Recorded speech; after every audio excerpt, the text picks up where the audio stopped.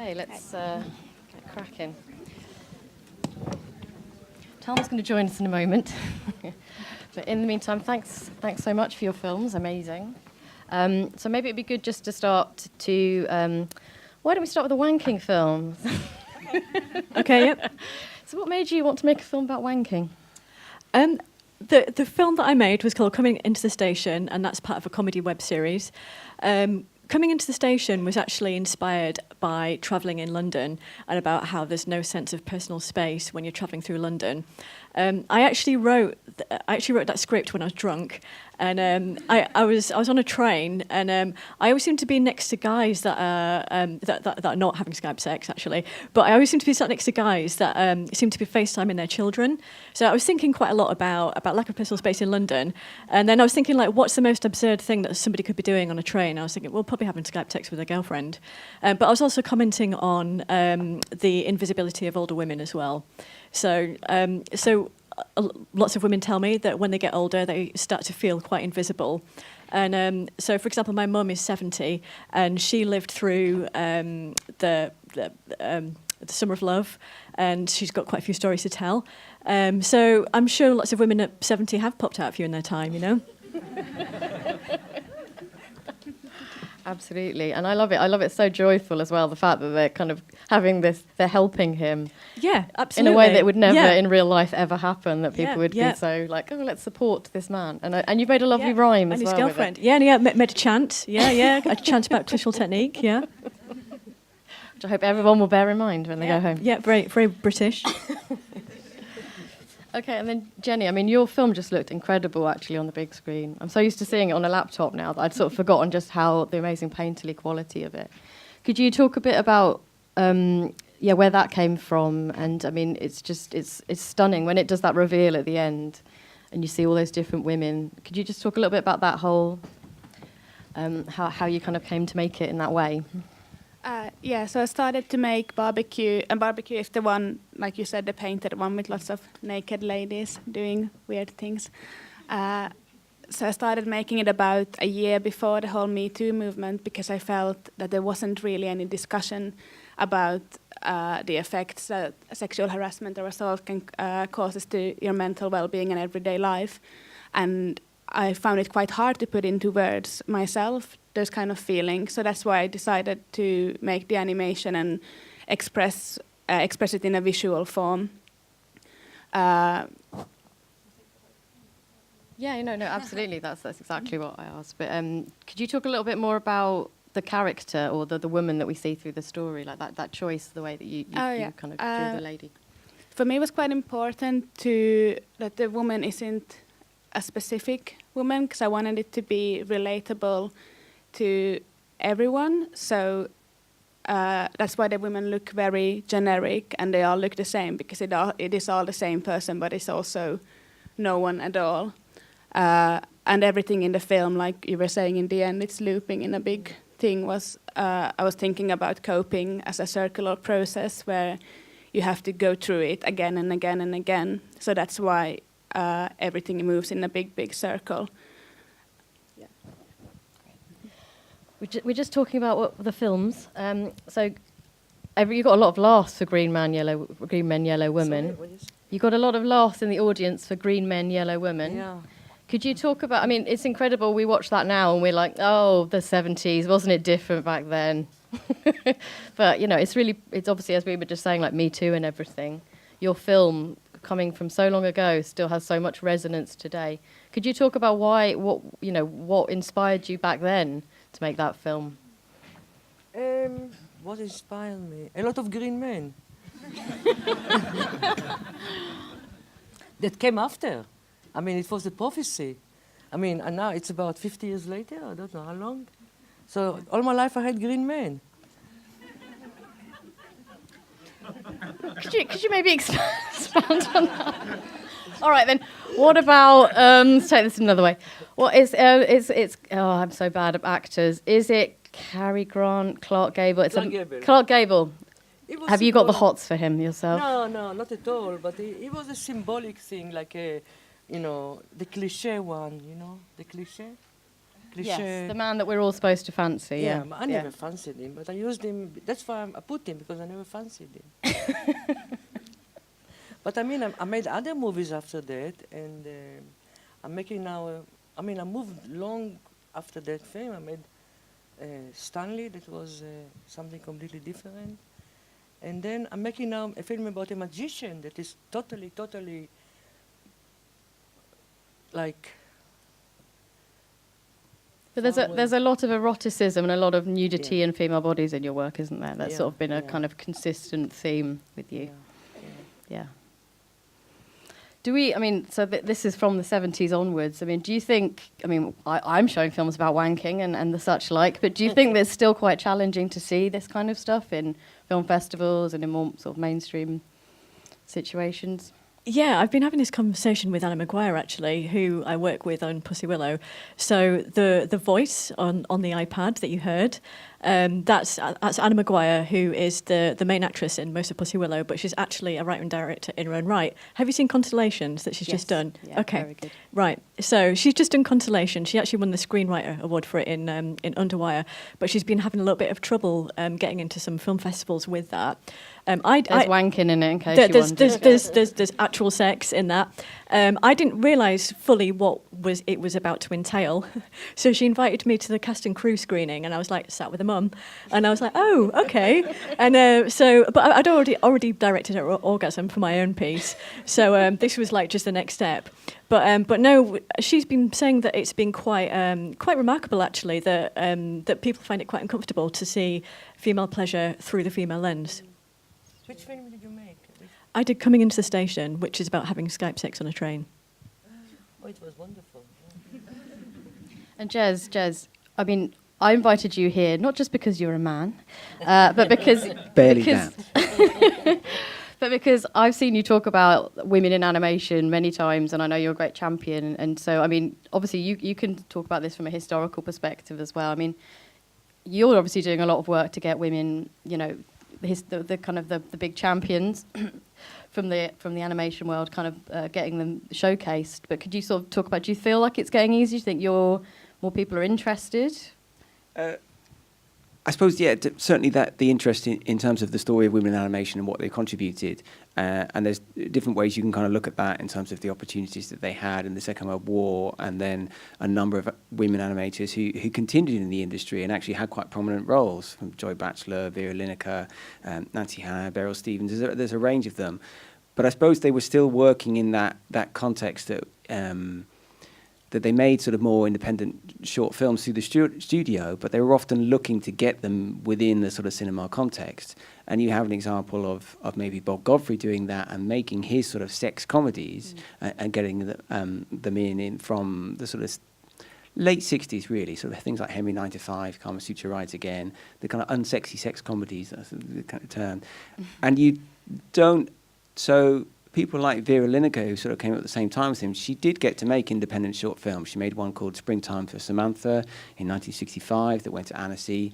But they sort of reflected her own interest. And it was still trying to get them put as short films so they could earn money back. So they had to go through censorship and things like that. And I think it's more when sort of Thalma's generation came through, and you and Antoinette Starkovich, and sort of the art school generation. And before, there were sort of really dedicated animation courses at the art schools, but there were sort of fashionable to make films like that, 4 minutes. Yeah, and then you had a different distribution context. I don't know what sort of what direction and license you got in terms of feedback from your tutors for making those films. No, but just that time you had the free to do whatever you want. You were told storyboard, animation, camera work, shooting, and then editing, and then soundtrack. That was the order. But was anyone shocked by your films? I shot everything. No. Were they shocked, as in surprised, appalled by the flower and all that business? Yeah, also the women feminists, they were against Amateur Night and Stanley and whatever. But it's really, it wasn't really nothing to do with feminism, to do with my own journey, my own thing, and I don't know why they thought that I was against women. I'm a woman. How can I be against me? Oh, some of them are. I mean, for Not example, you, obviously, not you. Amateur Night, for example, people said, oh, but it was a woman who was 3 of me. That's all. But it wasn't against women. It's about women who strip, isn't it, Amateur Night? Yeah, I Yeah. was stripping, really, you know. Yeah, yeah. It was all my journey. You can see a lot of your films are online, aren't they? And on I the don't know, only Nightfall. BFI Only, player. Maybe people have put them up without you knowing, but you can watch them on Yeah. YouTube. Stanley's. Yeah. Stanley is very Wait thanks for the thanks next to one. The next Thalma one. is on the The BFI next one player. is the big one. Yeah. And Jenny, how do you sort of feel your film? Have you found you've been getting strong reactions to it, or do you feel like you tapped into something, that this is a good moment and that people are kind of coming to you in an empathetic way, like talking about your film, or? Yeah, I think when I first made it, the first reactions are usually if I'm sitting next to people in the audience who don't know it's my film, it's like, what the fuck? But it's been so nice during last year when there's been so much more discussion about this kind of thing in like general media. More people have been more, I don't want to say more open-minded, but maybe have been thinking about these things, and that's been quite nice that I think my film has reached out more than it would have had it come out a year earlier than it did. Does anyone have any questions or comments in the audience they want to chip in? Wave your hand in the air. Oh, hang on, there's a little microphone coming. Bear with my ignorance. Great animations, by the way, great. But with the, you said green men, in the sense, like, because of money, green men? I mean, out of China. Why are they green, your Yeah. men? Why they're green? Yeah. Because they're a little bit nasty. Ah. I love the way you say things like, obviously. Because they're nasty. They're little demons. Yeah. You So know, demons are green, aren't they? Are they? I don't know. I suppose so, yeah. I mean, that's your interpretation. Little demons. Because I thought because of, like, money, because, like, the... Money, nothing to do with money. No.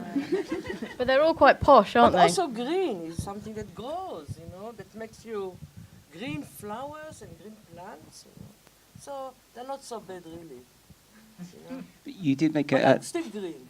You made a film before, Confessions of a Yellow Woman. Is that right? You had a similar. The transition of Yellow Woman. Yeah. Yeah, also. It was connected, yeah. Anyone else? No? Okay. Do you feel like, interesting that we're talking about, sexual harassment, sexual abuse in 40 years through these different films. Do you think, though, that we're seeing different stories coming out by women? Do you feel that obviously we're seeing more wanking films, which can only be a good thing. I was amazed, actually. Sorry. No, come on. Can I come? I hold saw those films.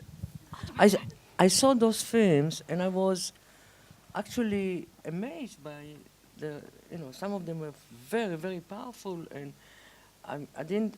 Perhaps I was a bit detached from the animation world recently, but I was very impressed by the power of them and the sexuality. I think that I did not. I was probably. I was detached from that kind of, and I was quite impressed. I think women have always used animation actually to tell stories of No, sexuality. but not that kind of animation. Not in my time. Not in the 70s. Okay, No. yeah. But I've seen a bit of a shift in live action, I'd say, certainly the last sort of 10 years or so, in more of a shift in regards to the female lens. So whatever you think about Lena Dunham, I know she said some slightly dodgy things, but I think she was a little bit of a game changer in regards to bringing out girls. I think more in North America, actually. So we've got Girls, we've got Broad City, which I absolutely love. So lots of comedy, lots of comedy from the female lens. Definitely has been coming out the last sort of 10 years or so. But I'd say it's still primarily live action and North America. In the UK, Michaela Cole, I think she's been doing some really interesting things. Again, this is live action based. I mean, Chewing Gum is brilliant, and obviously she's just her career has just really developed since then. But no, I think more More so than in the 90s. I think in the sort of 80s, 90s, we didn't have as many female directors and female writers. It was very cis-het man, I think, which it is still primarily, but now you can seek alternative voices more than you could before. I think the example of Alison DeVere is also worth bringing up in terms of Thalma, you know her well, and made some animation for one of her films. But so the films that she made, so she made Cafe Bar independently in 1975. Alison DeVere. Yeah, and then Mr. Pascal, which is a film that has this. I mean, just thinking about it earlier, it made me think of it's like that the first 10 minutes of Up, but like in 30 seconds. And with some really explicit pornography hidden in it in single frames, which will make you go out and look at it again. But it's an extraordinary film, but actually it's only when you look at it, there is some really quite explicit but beautifully artful imagery of a sort of a relationship between two people meeting and encapsulated in this tiny little sequence. And then her film Black Dog, which has other sort of really sort of goes quite deeply into the female character. And so it was being there were examples that you can find out there, and obviously the opportunities that Channel 4 gave to sort of and the great work of Claire Kitson in putting sort of female characters forward. And we did do a really interesting event with I thought it was interesting, with Candy Gard and Sarah Ann Kennedy earlier this year. And Candy sort of talking about how one of the reasons she started in live action and she went to animation because it did give her a lot more control over her stories and a lot more confidence to tell things because she didn't have to sort of tell it to a number of dorky blokes who were around her, that she could actually kind of get on with it. And I don't know whether that's something, that ability to sort of build on a story on your own is something that is common. However, I remember Sarah Kennedy saying at this very event a year ago, saying that there's been no female animation director since her that's developed their own series. Yes, and that's depressingly still true. And only the other day, Pixar have hired their second female feature director. Yeah. It's 2018. Yeah.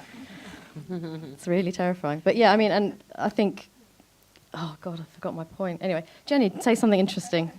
I did have a point. I was going to just continue on what you said, because I think women animators have always used animation, I think, or quite often used animation as a tool to express sexuality and these things, like also in 70s, like Susan Pitt and Aspargus. But there is more of a change maybe in live action and also maybe just in audience, that there is more people are more interested in it and is maybe seen less as a niche than it was before. It is becoming a little bit more normalized. I think just picking up again what Jez said, I think it's really interesting, but because you're making web series, and Jenny, I see you post lots of lovely little short clips on Instagram. So do you feel like you're getting, I mean, there's no money with these things, but do you feel like these platforms are helping you in that way? Yeah, well, it's interesting. So since I've been making Tales from Pussy Willow, I've been in more web series festivals than I have animation festivals, partly because a lot of the animation in Pussy Willow isn't possibly as good as some of my other animation, because I just do it really quickly. Apart from the bits that Leo does, obviously, because Leo works in it with me. But whenever I go to web series festivals, interestingly, it does seem to be predominantly female directors or directors that are people of colour. And I do kind of think, oh, okay, so where's all the white cis-het men? They're actually working in making blockbusters. They're making blockbusters, and I guess working in more kind of like mainstream platforms. And I do think the web series has made things a little bit more democratic for people who, just basically anyone that isn't a white cis-het man, perhaps. Anything to add? No, I completely agree with that. Through being active online, I've been getting quite nice little fun jobs, but definitely on the edges and not the mainstream. Anything from the audience? Look, they're all at the front, the keen ones. I was wondering, because I think a lot of the films we've seen have kind of been about emotional journeys, and I was wondering, how do you kind of begin to storyboard something that comes from quite a raw place? Some of them probably don't even storyboard. I just made a really, really, really big painting, kind of similar to the one where my film ends on. And that kind of worked as my storyboard. And I did that painting without really thinking or worrying too much about it, just getting my feelings down. And then I used that as an animatic and literally just dragged it around to try to explain to my teacher what I'm thinking. You work with a computer? Or? No, by hand. Oh, yeah. Yeah. That's better. Yeah. How about you? How do you storyboard when you're kind of thinking about the emotional journey, or do you just kind of let it come? A lot of them, I just let the line go. Yeah, and some of them I plan, but a lot of them I just let the, one by one, and then it was leading me to other things and other things, and I didn't plan. Yeah. And I think my emotional journeys are just told through comedy. So quite a lot of the comedy on Pussy Willow does deal with quite difficult topics like navigating homophobia and that kind of thing. So my way of dealing with it is by writing comedy. Ah, great. Yeah. Leo, did you have a question? I just wanted to ask about the selection of the films, because you've got an international representation, and if there was any country in particular where you're seeing things coming out that we should be looking out for. That's over a tough another. question. Poland? The Polish one was out of the world. Yeah, actually, that's true. Poland, they're pretty edgy in Brilliant. Poland. The Polish Probably because one- they have more money and they can feel relaxed and free The to make Polish one was films that might brilliant, fail. Brilliant, the Polish one. Yeah. But also Yeah. look what's happening in their country right now as well. When I went over to Poland for International Women's Day screening, a Tricky Women screening, we ended up going on. I got picked up from the airport, ended up getting taken on a march, and then we ended up an International Women's Day march. But we ended up getting heckled by lots of anti-abortion protesters. And then my host told me about how she can't come out at work because she works with children and she'll lose her job. So it's a little bit like here in the 1970s.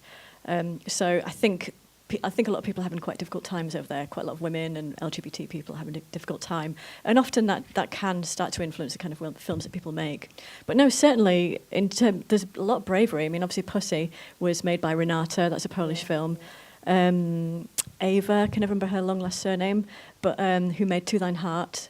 That was a Polish film as well. Yeah. Can I say something? Yeah.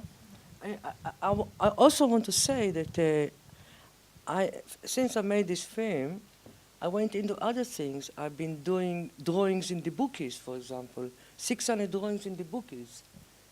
You know the bookies? Anybody know what is the bookies? Do you mean Betting shops, yeah. Betting shops.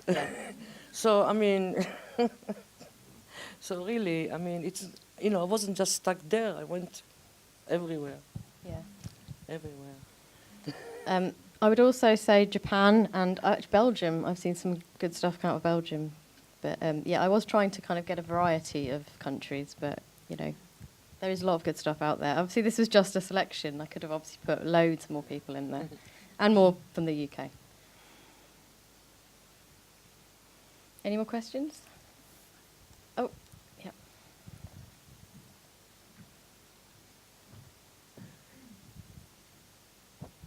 Hi. I really liked all your films. Thanks for making them.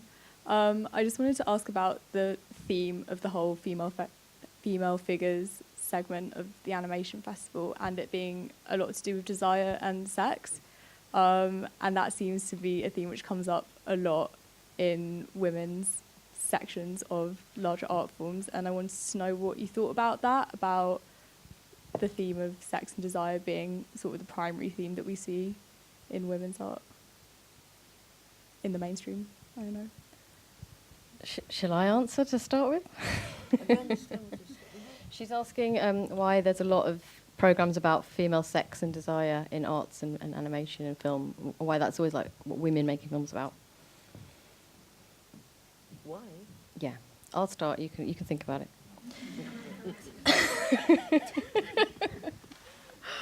I've almost forgotten the question thinking about that.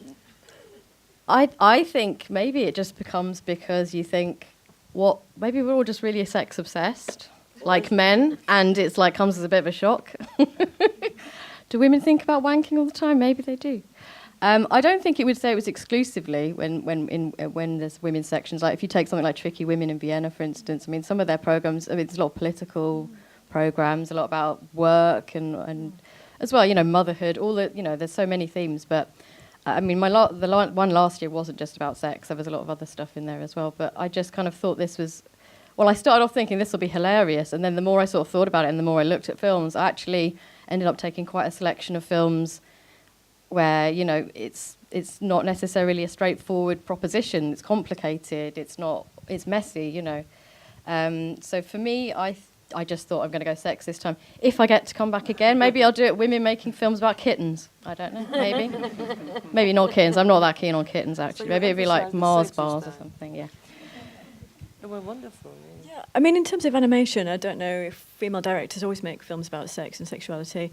But yeah, maybe they just find animation to be a more accessible medium to discuss these kind of topics. But in terms of Pussy Willow, that's my only actual sex episode. So when you emailed me, I was like, oh, you've chosen a cheeky one. I write about all kinds of things, but usually just the ridiculousness of British life a lot of the time. Yeah, I think women make films about everything. I just think when Absolutely, the theme is women animation, it easily becomes about sexuality, because it would be weird if it was a guy making a film about the female experience of their sexuality. You're forgetting about the history of cinema. But in animation.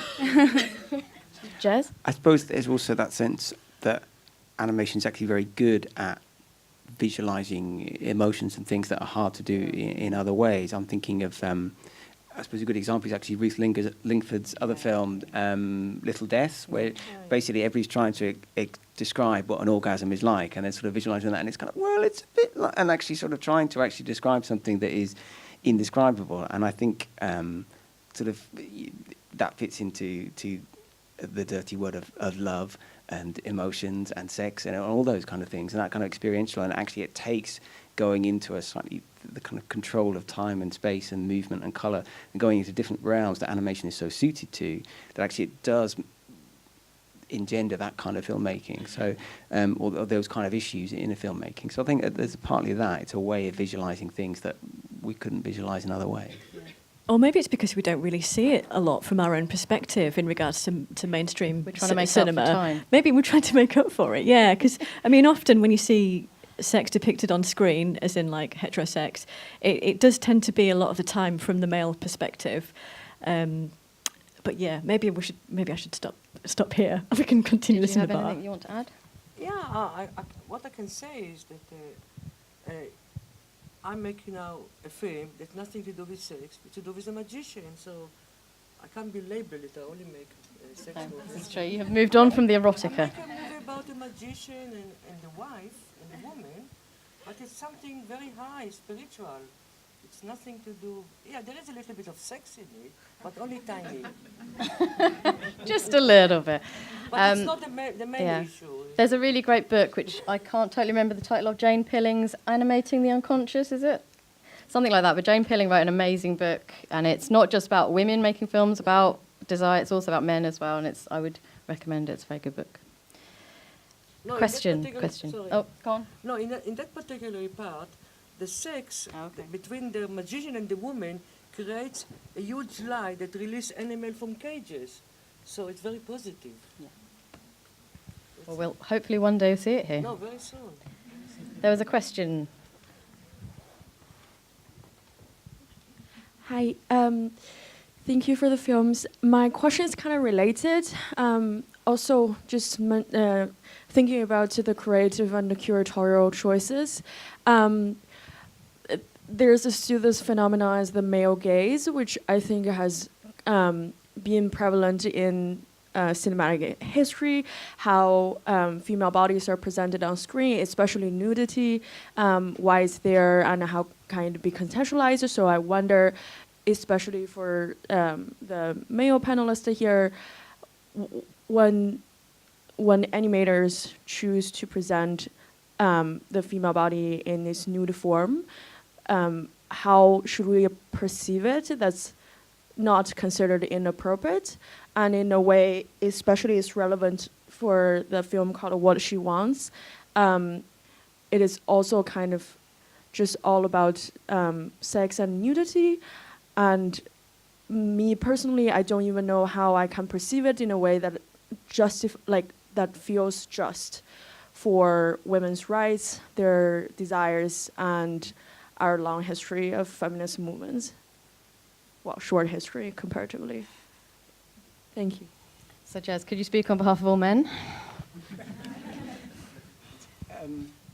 No.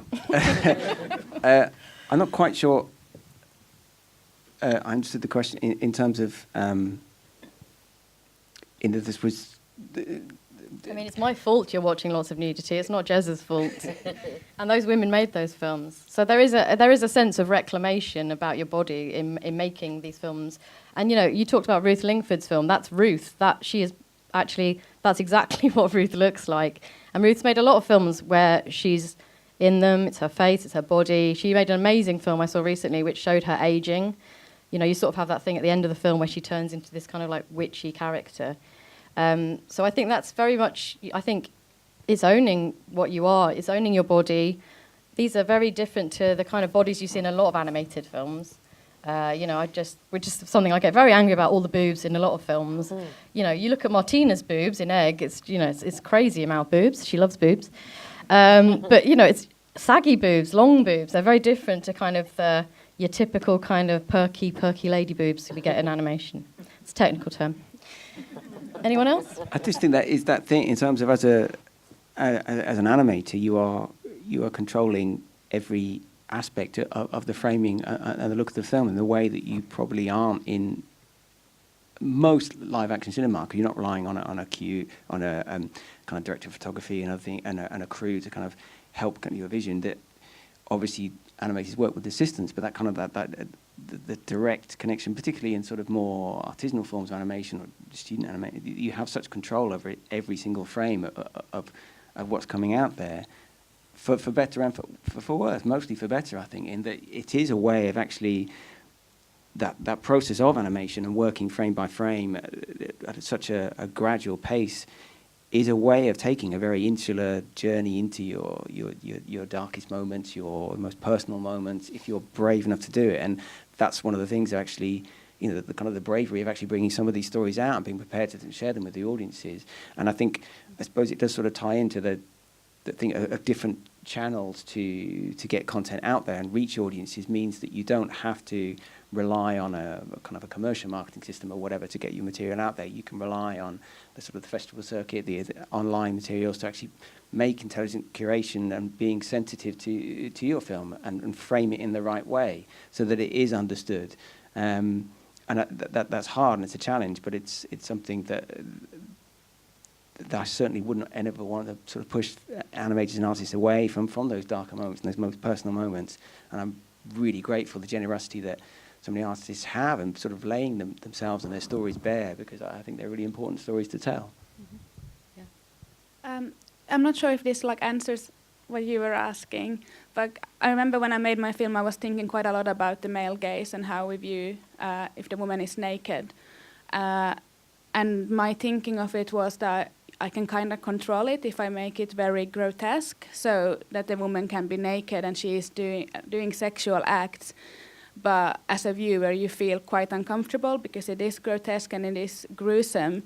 So then in that way, you're not sexualizing her, even though she is the object of the gaze, but she's still somehow in power because you don't get pleasure from watching her. So that's like a way also of going around that. Anything you want to add? About,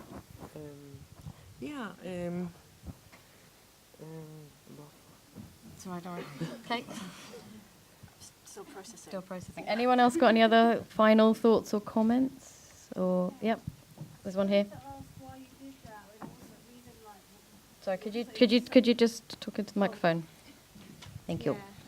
No, I liked it, but it was so shocking. It was so strong and so Jenny. I'm Jenny as well. Why you decided to do that and what was the kind of behind it all? Why you created that piece? I feel like I'm not saying again, sorry, but I just wanted to sorry, I'm gonna repeat what I said before. I think I wasn't out. I was out. Yeah, oh, okay. No, but basically, because I made it a year before the whole Me Too movement, before people were really talking about the effects of sexual assault. And I myself struggled to talk about those things, so making that film was my way of saying my bit, of like trying to express those kind of feelings. But I didn't. But there is hope in it. I mean, I think that's the thing is, you know, there's a sense of regeneration and rebirth. And a bit nightmarish, but also hope and regeneration and rebirth. But yeah, I wanted to keep it like colorful and vibrant, because I didn't really want to see them as a victim. Sometime like that. But I get up sweating in the morning when I see your film. Yeah, I have it at night sometimes. I'm very happy in the morning. It's only a dream.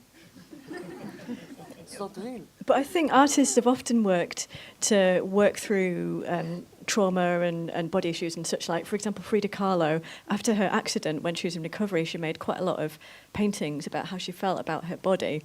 That was one of my presents, actually. I got like a Frida Kahlo fridge magnet. I just spent some time in hospital this summer, and when I was in recovery, I actually spent quite a lot of time looking at some of Frida Kahlo's paintings, because I found it quite helpful, actually, the fact that people had made work about the changing of their body and, like medical trauma and that kind of thing. I think it's quite a natural thing to do sometimes, to want to make work about what you've been through. Yeah, it's a good way of But I tell you something very important, that when you make, when I draw my film, night, like Amateur Night and Criminal Woman, and I want to say something about animation. I don't know if you realize it.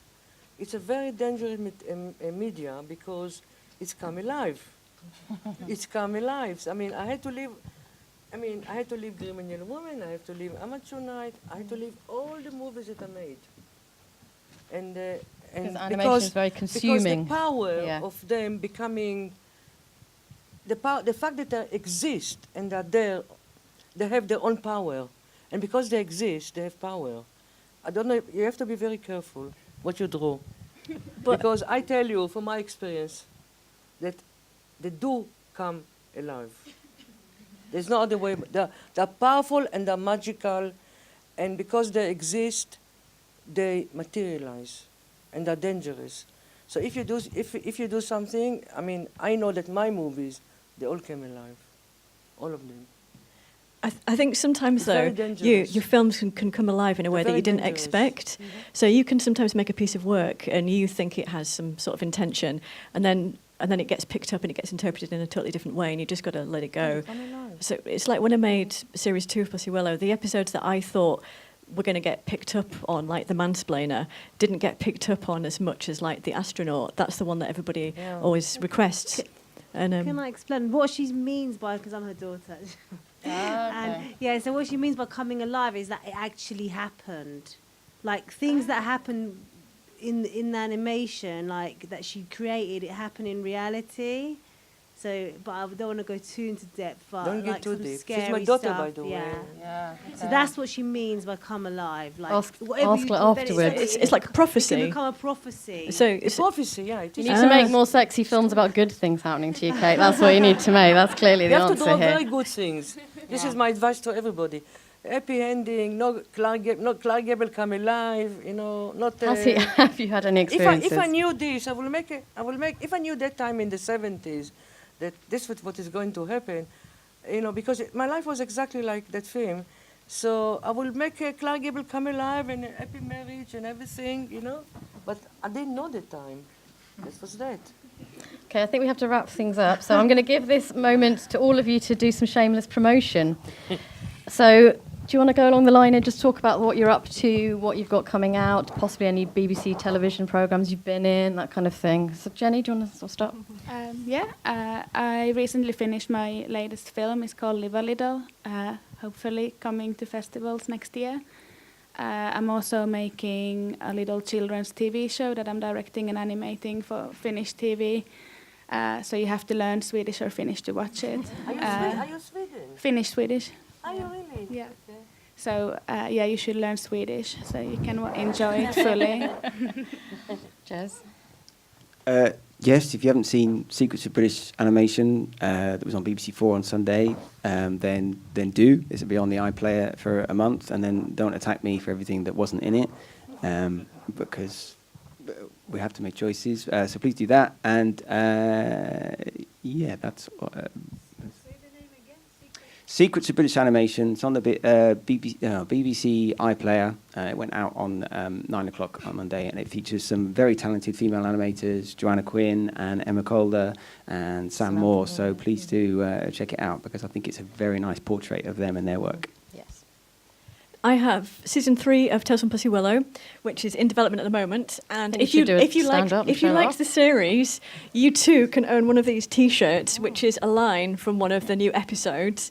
So I've got my other animator, Leo, who's here, who also has the same T-shirt on. We have 12 days left of the crowdfunding campaign, and there's new episodes such as The Secret Life of Lesbian Cats. We also have Queerer Than Thou, which is what this is taken from, and It's Not My Job, which was based on my time in hospital. But it's comedy, don't worry. Yeah. I'm completed a film that I started many years ago. And like I said about the magician, who is something that nobody ever seen before. It's unusual. And also, I've been doing a lot of drawings, you know, of, like I said. Your book. The book. There is a book written about me. And if anybody wants to spend 10 quid today, they're welcome. But if not, it's no problem. That was a hard sell, wasn't it? So, I mean, but do talk to her afterwards. I wasn't going to talk about it, but because you mentioned it. So modest.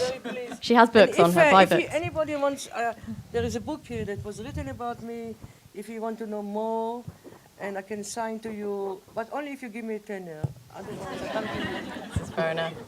And I didn't do any intros because I'm a rubbish host, but I run something called Animate Projects. We have a website, we have Vimeo, we have lots of films. We just made some films for Instagram. Leo, in fact, is one of the people that made a film for Instagram. So go and look at our films. They're very good and made by lots of women, but not much wanking, unfortunately, yet. We need to change that. Any final thoughts from the panel? Thank you, Abigail. It was great. Thank you. Can we give everyone a big round of applause? Thank you. Oh, and also Alice Scott Hawkins, who made Crying and Wanking. He's also here.